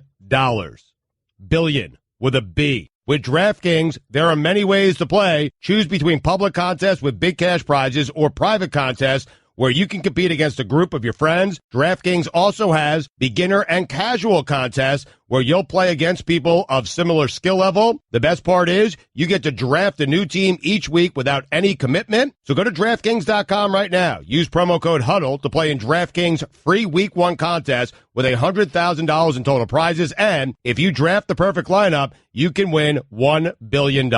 That's promo code HUDDLE to play for your shot to win $1 billion Week 1. The contest is totally free to enter. Why wouldn't you try? DraftKings, the game inside the game.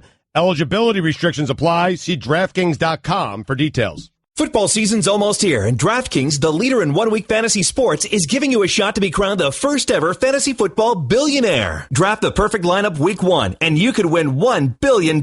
Just use code HUDDLE to play in DraftKings' free Week 1 contest with $100,000 in total guaranteed prizes. And if you draft the perfect lineup, you can win $1 billion. It's free. Why wouldn't you try? DraftKings.com. Code HUDDLE. Eligibility restrictions apply. See DraftKings.com for details. Don Le Batard. Texter writes in, Stugotz looks homeless today. If I saw him walking down Ocean Drive, I would give him $5. Stugotz. Thank you. This is the Don Le Batard Show with the Stugotz on ESPN Radio. ESPN Radio is presented by Progressive Insurance. Guests on the Dan Le Batard Show appear via the Shell Pennzoil Performance Line. Here's your SportsCenter update. Nationals beat the Marlins 8-3. Cubs beat the Pirates 4-1. And finally, Vin Diesel's working on a Miami Vice reboot. That's what I'm talking about, man. Wow, you drive a hard bargain. That is COB. You closed that deal. Yep. The next generation Home Depot is safe. All right, guys, it is safe. I am not pulling. This is the way I'd like them to be all the time. That was easy. Couple of scores, little story at the end, and we're good. We move on. Congratulations on winning the negotiation. Experience why for nearly a century men have trusted Barbasol for a close, comfortable shave. Whether it's extra moisturizing with vitamin E or soothing aloe, all you have to do is sit back and bask in the glory of your close shave. You're looking good, America. You're shaving with Barbasol. For all the latest headlines and information, tune in to the SportsCenter on ESPN Radio all throughout the day. Guillermo, can you please put on the poll, should we be mad at Jim Harbaugh? Should we as the show be mad at Jim Harbaugh? I know that Allison was mad at him last night. I know Stugotz was mad at him last night. Yep. Jim Harbaugh, for a while there, was our music critic. And for when I say a while, it was just a couple of times he came on the show and we reviewed music with him. And then one time he brought his father on the show with him and he wanted to talk to my father. And now, next thing you know, we can't get a hold of Jim Harbaugh. Jim Harbaugh doesn't want to be on the show anymore, doesn't want to review music anymore. And now he's starting a podcast with his father. Right. I mean, doing something with your dad, that's never been done before. But I'm rarely mad when you guys are mad about this stuff. You guys get mad when people steal our stuff.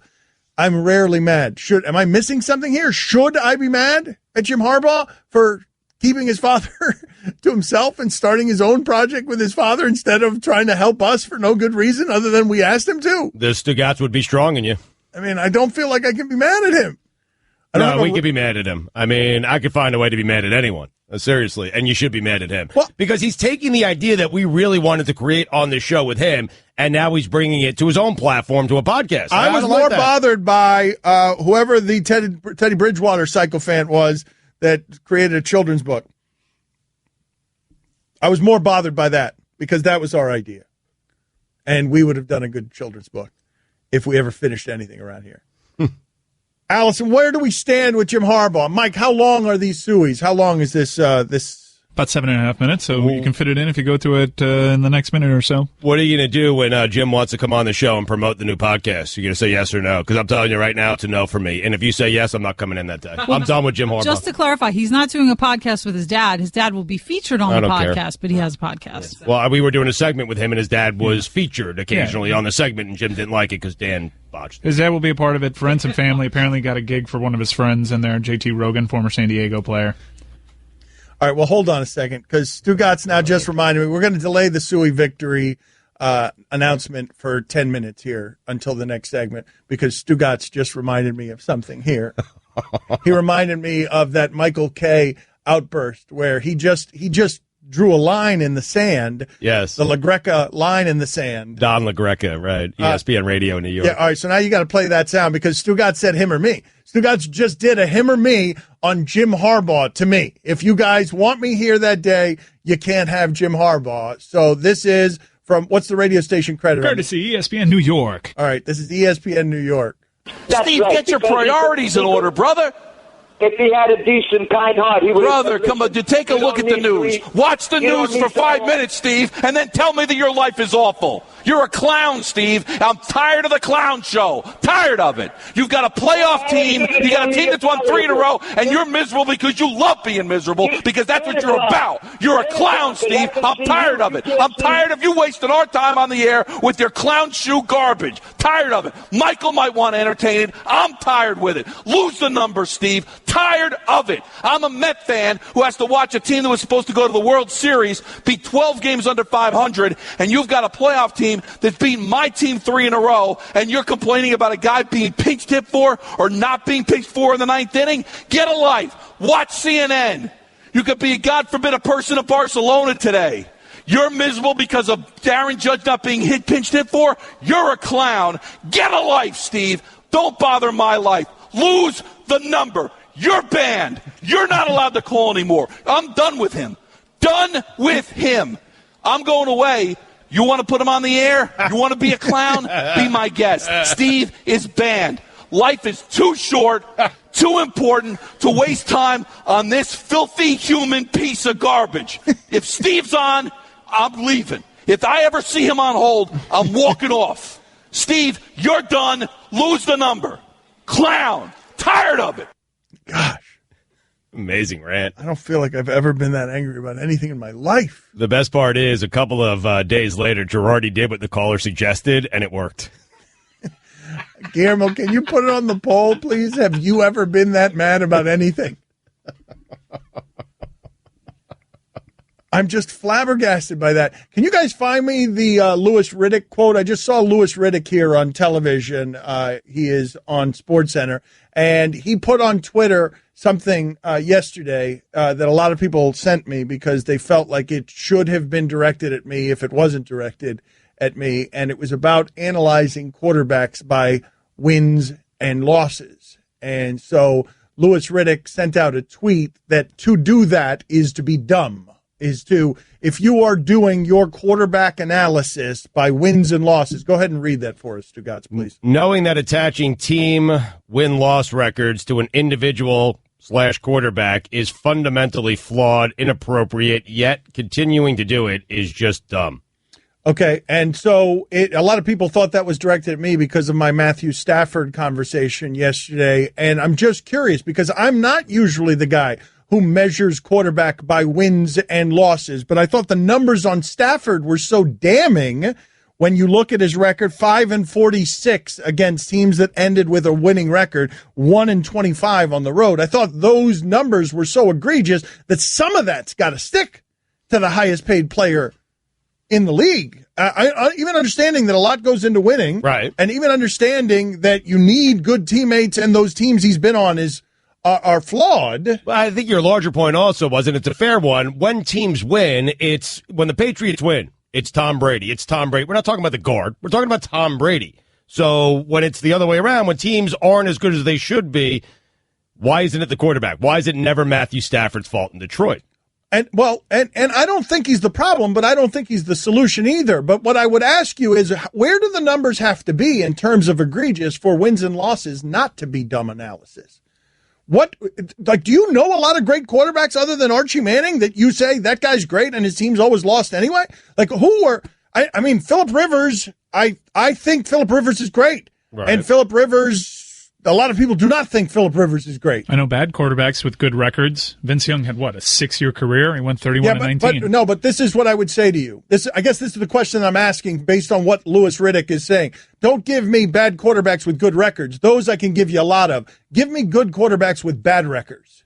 How much of that can you do? Right. Because that's where I'm saying it's not quite as simple as just eliminate wins and losses. But don't you think, all great quarterbacks went through some stretches? Were the Dolphin teams with Marino always good? Yes, they were always relevant. Always good, always relevant. Really? Okay, yes, there was never a 6-10 in there? No, okay. Always betrayed by his defenses All right. and 15 straight winning seasons. Always good, always relevant. The same way the Packers are going to always be good, always relevant while Aaron Rodgers is there, even though their skill talent isn't very good. I feel like there were a couple of clunkers in there with Brett Favre, though. I do feel like there were a couple of... No. Yes, of course, Drew Brees has the occasional bad season, right. But what I'm asking you, or record-wise, what I'm asking you is, not occasional bad season. Name the best quarterback with a bad record in the history of the league. Because my guess is that bad record sticks to you in a way that makes you not be able to be a good quarterback based on our measurements. I think a lot of people would say Archie Manning. Some people on the text here are saying Dan Fouts, who was a great quarterback. But I remember those teams being pretty good, actually. No defense, but pretty good. I think I have an answer. I just want to confirm it before I run to it, but now I'm in too deep. Warren Moon. There were a couple of disappointing years. Yes, they had some good teams, but they had some bad years. You understand what my larger point is. I'm with Louis Riddick on the idea of it is foolhardy to be absolute about wins and losses on how you measure quarterbacks. But wins and losses do kind of matter in the way that I'm saying is there are no good quarterbacks who have bad records. It doesn't exist. For his career, Warren Moon is one game over 500. What is Stafford?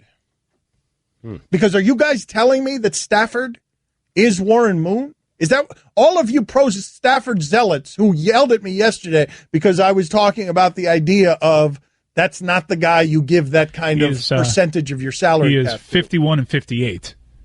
But the first 2 seasons of his career, he was with a team that was winless to get that number 1 pick, and he went with 2 wins and then 1 win. Mm-hmm. He had some injuries, and since then he's leveled off a little bit and had some good years. They were really bad before they got Matthew Stafford. It's 2 out of the last 3 years in the playoffs, 3 out of the last 6 years in the playoffs.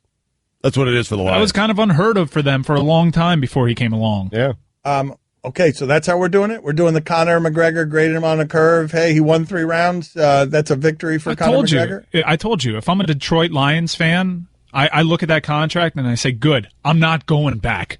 I'm not going back to 0-16. I'm not going back to what our lives were pre-Stafford. Mike, but go look at, Detroit's year last year was a statistical aberration fluke. Like, that team was not very good last year and had a good record, at least in part because Matthew Stafford was winning games, close games, late. But you believe that's an ability? Because I don't. I don't think that team had any business going 9-7. And how do I explain that? Am I going to give Jim Caldwell the credit? But what you're saying is he looks like he just witnessed a murder in front of him. Yeah, but you think Detroit is going to be good this year? I think they can be good this year. Given off their recent history, they're probably going to be 7-9 next year because they sort of alternate. Last year was a statistical fluke aberration year in terms of how much winning they did in random contests at the end. Splash! You really don't like this guy, You Stafford, really don't. man. I am such a big Lions fan this year. I know it's an aberration, but that's sort of what Matthew Stafford does for his career. Late in game heroics. Okay, but give me all the guys 51 and 58 or prorated 51 and 58 that you consider to be good quarterbacks. Go ahead and I'll wait. I'll wait for the rest of the time.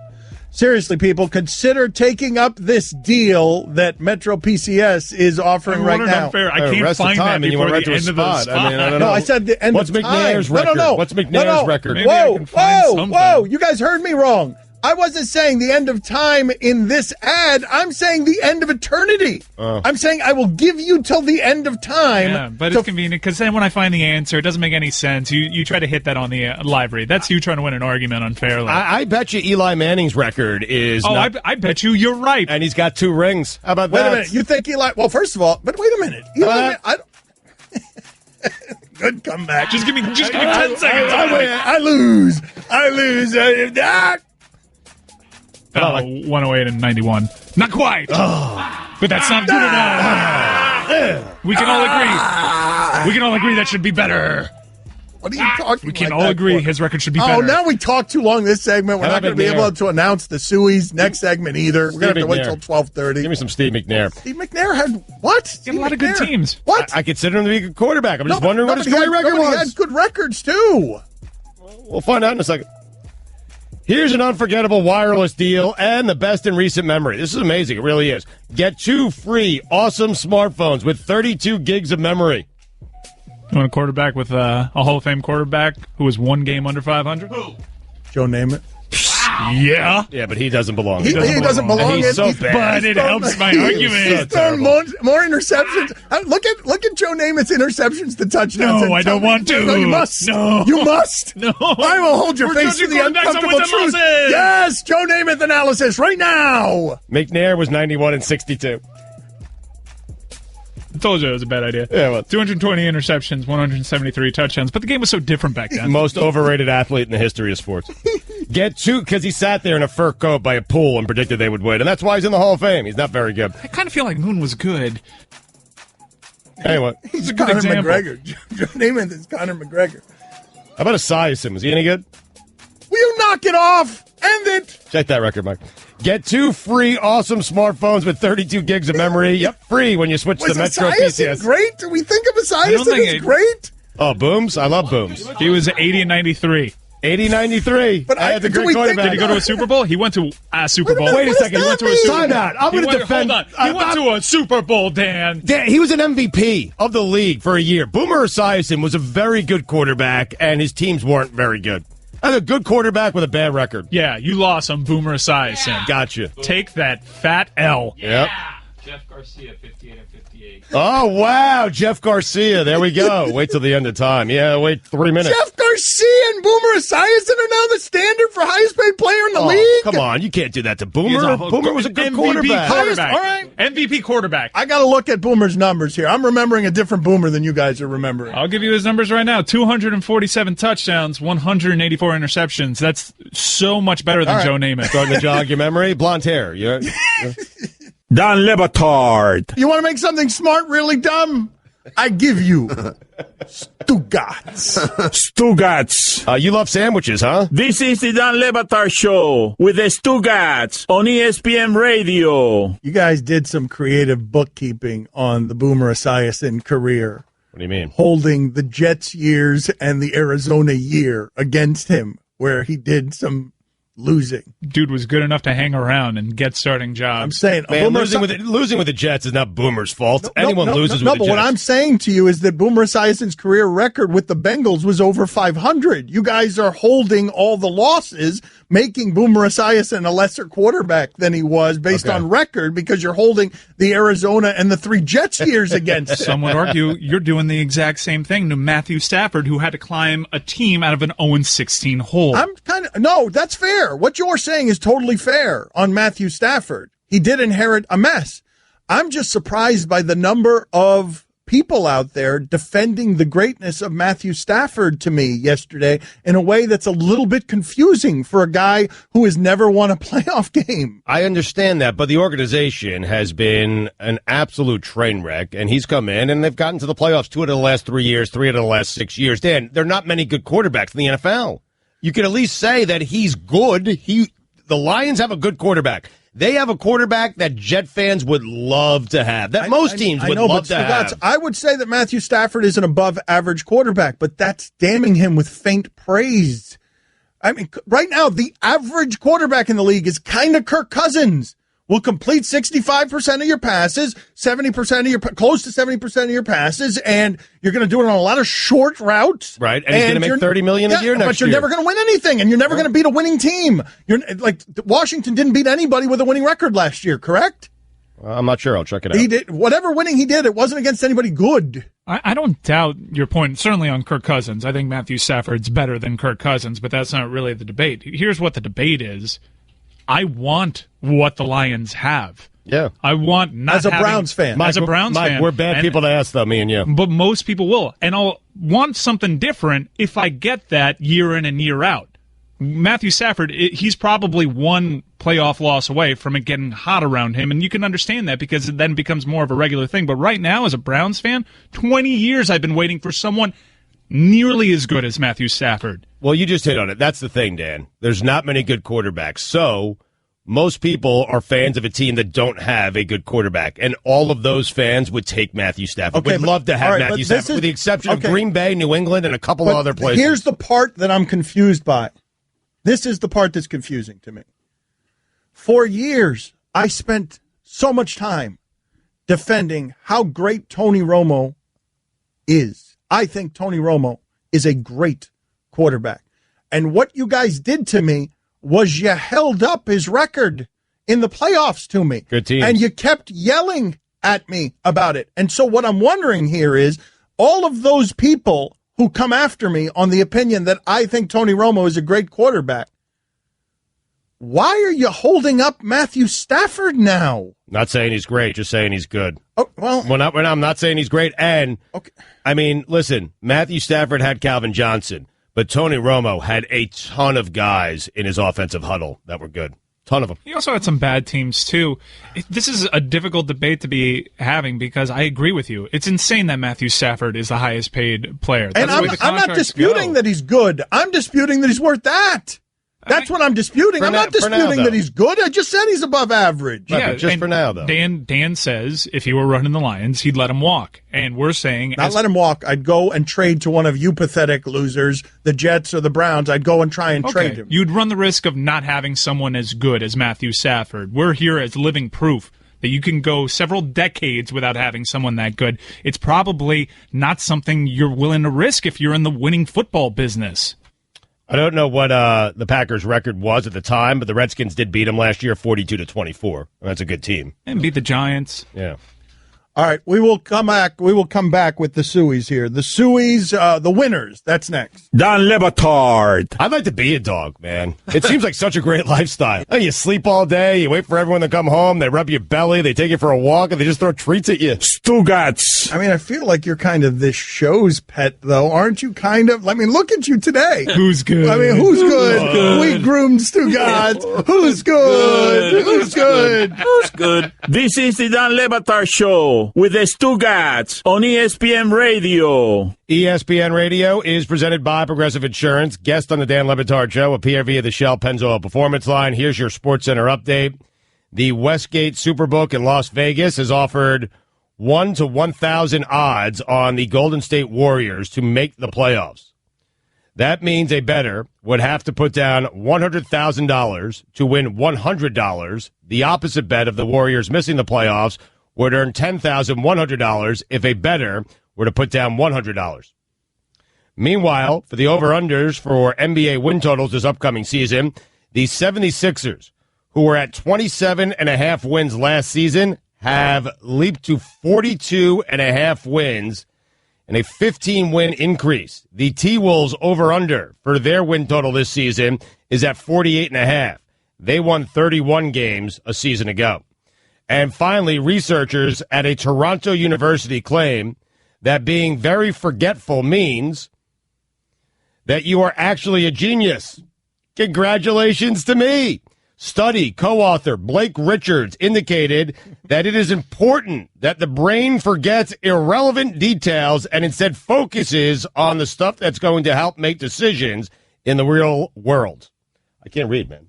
I just can't read. But I'm a genius, and that's all that matters. So, doesn't matter. Can't read. Genius. That's right. I mean, I'm making decisions and remembering them and things that will help affect the real world, but I can't read. Okay.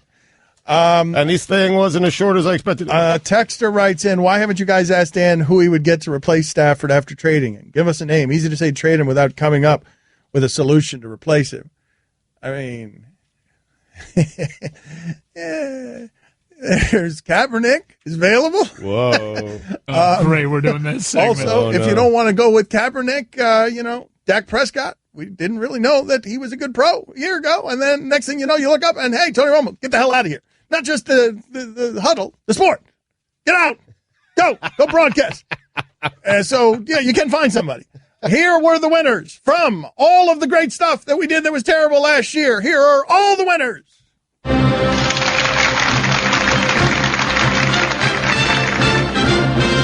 And now, your 2 award winners. Best prediction made on the show.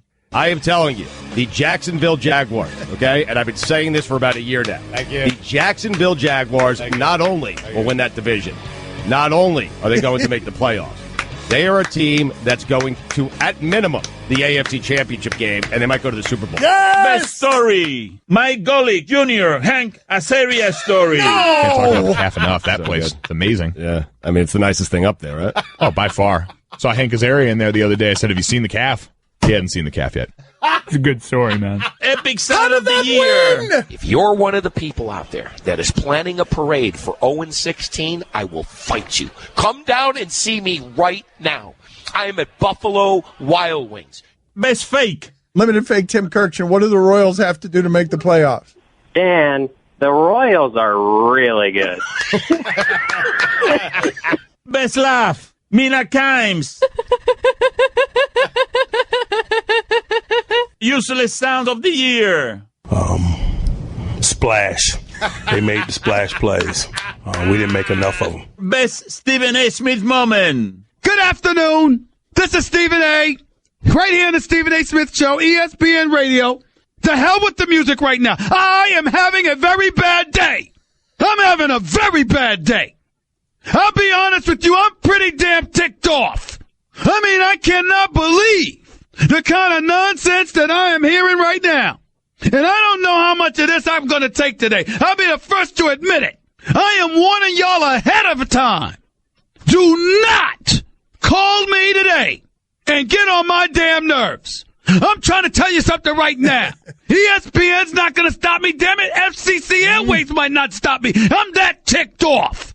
I mean, I'm sitting up here and it's bad enough. I wake up this morning and I grab my oatmeal, throw some almond milk in there, some cinnamon and some little bit of brown sugar, some blueberries. And I go on First Take. And while I'm on First Take, I receive the news that the New York Knicks are open to trading Kristaps Porzingis? You have got to be kidding me. There's a lot of stuff going on, and it's all good in respective cities, it seems, except New York.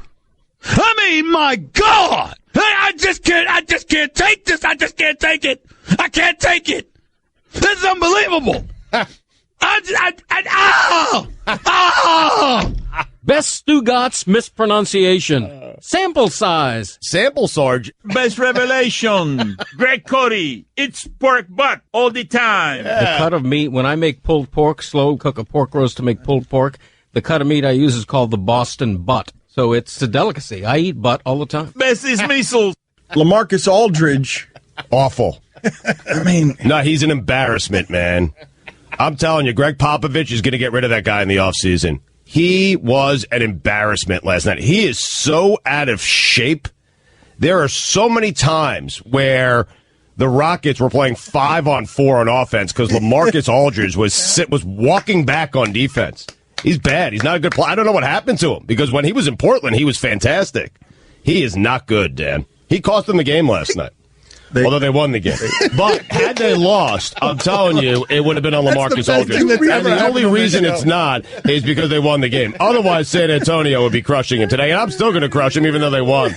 Uncomfortable moment. The entire Christopher Guest interview. Do you view that as the work that is your favorite, or is it the one that most people cite as their favorite, if you're not willing to answer that question? Oh, I mean, I've worked for a long time, and people like different things, and that's fine. People say they like Best in Show, or they like Waiting for Kaufman, and that's fine. Whatever. I can't control that, so that's cool. How about you, though? Which one do you feel? Oh, I couldn't say. That's a weird choice. That's a strange choice. I don't know. I wouldn't even know what to say. Clearly. Okay. Christopher, I know what to say. How about we end this? Okay, good? We're good? We should probably end this, right? Because it doesn't seem like he wants to do it. No. So. Which? Keep going. I mean, are you sure? You want to do this or not? Well, which are we doing? This interview. Oh, I love the interview. Okay. I mean, I can make stuff up, but I don't know what to say to a question that is about which of my things I like. I could make it up, but it's hard to pick. I've done a few things, and it's hard to pick one that I like the best. I'd like to go back to the Dylan thing. I think I personally would have been offended. Christopher, thank you for your time. Thank you for your time. We appreciate it. Thank you. Let's wrap this up. All right. Good talking to you. Worst mistake made by Dan. Dan asked Deion Sanders about the sex addiction he doesn't have. I think we've talked to you before briefly. I don't know how. At one point, you had gone public saying you had a sex addiction, right? No. No, that wasn't me. That was another guy. Ain't no sex addiction. I love sex just as much as you love sex. Ain't no addiction. You're like, I'm a sexaholic or something. You try to get a confession out of me. I feel like I've talked to you about that before. No, that wasn't me. That was the other Sanders. That wasn't me. That wasn't me. I don't know. I'm going to have to look this up. Again, no, who told you that? Deion Warwick told you that? Deion Sanders ain't tell you that.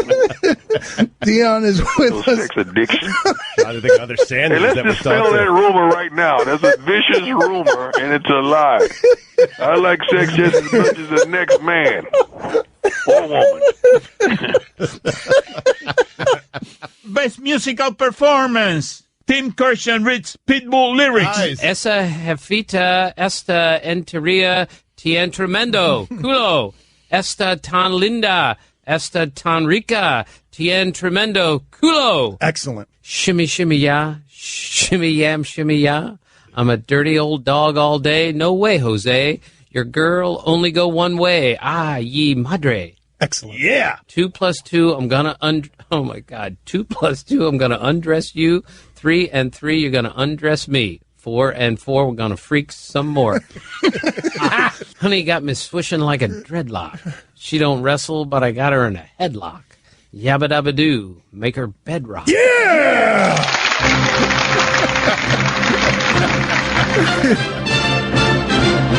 Oh, man. There are a couple winners in there that are deeply offensive to me, but the rest were good. Which one? Say, go Look on. at me now. I'm getting paper. I mean, because Gojo, that needs to go to hell. Oh, he's never been happier. Say hello to Art Briles on your way there. He's so happy though. He won his first ever Suey. His happiness is not deserved. That's the listeners being saboteurs. The listeners are being anarchists there. He asked Hank Azaria if he'd seen the calf. He hadn't seen the calf. You were off that day. He built it up like it was such a great story. He did, and the floor was his, and that's all he gave us was that. Dan Le Batard. Good work today. That was a fun show. Stugotz. It was also intergalactically stupid. This is the Dan Le Batard Show with the Stugotz on ESPN Radio. If you'd like to help the victims of Hurricane Harvey, please go to www.redcross.org. Do you have the polls ready today? Or are the polls again a surprise today to you that we end the show every day and have for several years, ending with the poll? I had them ready today, man. I am good to go. The Twitter poll is brought to you by Upside. Now say big on travel and get a big gift card every trip you buy. You'll love Upside.com. That's Upside.com. At Le Batard Show on Twitter. Do you leave voicemails? 63% of the audience said no. My God, changing technology is funny. I'm telling you, I'm not lying about this. My grandfather and his sister and his twin brother, all of them went to their grave thinking that I would hang up on them every time they called because they couldn't get their heads coming from Cuba out around the idea of an answering machine. So we would explain it to them. That's my voice on the answering machine. I'm not just talking in English. That's my voice. And then you leave a message there. They went to their graves thinking I was hanging up on them at their end of their lives every time that they called. That I would just talk at them, say the same thing, and then hang up. What a horrible thing to bring to your grave. I mean, seriously. Yeah. Terrible, yeah. Man. Do you use your phone as a phone? 66% of the audience said yes. That's a lot of people who don't. It is, surprisingly. Let me scroll up here. Mina Kimes, Aaron Rodgers piece, ESPN the magazine, fat face, fat white face, fat white face.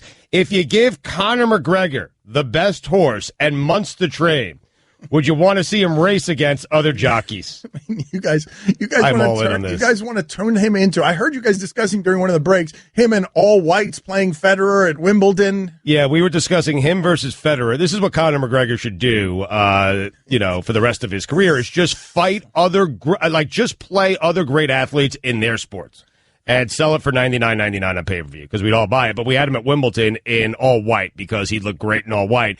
And every game starts out with Roger Federer down, love 40. Federer still wins that, right? Well, no. What happens is over the course of the entire match, McGregor would win 2 points, and you guys would celebrate him. Yeah. You guys would say, wow, did better than I thought he would. Yeah. Remember that first game Second set, it was 30 all. That's a win. It's amazing. Twice Federer hit it into the net. You guys would not watch that. Anyway, keep it moving. How many birthday cakes does J-Lo need? 49% of the audience said all of the cakes. All of the cakes. Okay. All of them. Is J-Lo a diva? 84% of the audience said yes.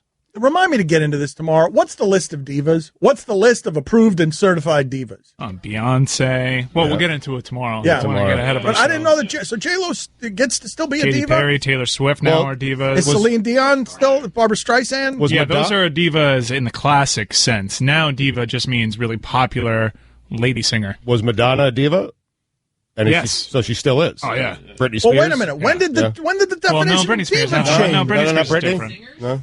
Now you have to have a lot of power. When did the definition of never mind. Keep it moving. All right. Christina Aguilera, diva. Britney Spears, not. It's different, man. All right. $2. Are we laughing at Stugotz or with him? Whoa! That's $2 fine. I thought that was deal with helpful. it. I mean, I've had mine today. Yeah, you take yours. Go ahead. He $2. asked a question. Yes. I answered said question. Without the voice of Mel Kiper that you have somewhere inside there. Keep it moving. Are we laughing at Stugotz or with him? This is obvious. I scroll right past it. 74% of the audience said we're laughing at him. Thanks. I mean, it's a horrible thing to take to my grave. Should we be mad at Jim Harbaugh? That grave is going to be made out of jewels because of the trades you've made in your life. Like court jester. Like it'll be a good. It'll be a nice big funeral. Good funeral. Keep it moving. Should we be mad at Jim Harbaugh? 55% of the audience said no. Have you ever been that mad about anything? 54% of the audience said no.